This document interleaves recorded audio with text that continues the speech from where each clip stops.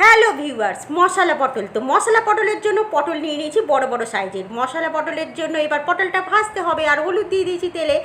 আর মশলা পটল তো করবই, তার আগে পটলটা এমনভাবে ভেজে নেবো যাতে পটল যেন তুলে না যায়, সেইভাবে ভাজবো না। পটল সাধারণভাবে ভেজে নিয়ে আলুটাকেও সুন্দর করে ভেজে নেবো।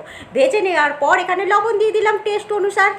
এইবার কি করব দেখুন, পটল কিন্তু এখন আমি তুলবো না, তার আগে এই পটলের সবজি খেয়ে পটল তোলার ব্যবস্থা হবে। আর কিছু ফোড়ন দিয়ে দিচ্ছি। ফোড়নটা যখন একটুখানি সুন্দর গন্ধ আসবে তখন এখানে দিয়ে দিচ্ছি পেঁয়াজ আর কিছু মশলা আছে, টমেটো, এখানে রসুন, জিরে, ধনে, একটু পোস্ত আর গোলমরিচ।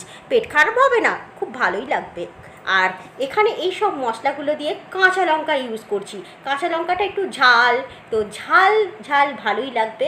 সমস্ত মশলা বাটার পর এখানে দিয়ে দিচ্ছি কিছু গুঁড়ো মশলা। একদম মশলা একাকার করে সুন্দর করে এখানে কষিয়ে নেবো। কষিয়ে আহা দুর্দান্ত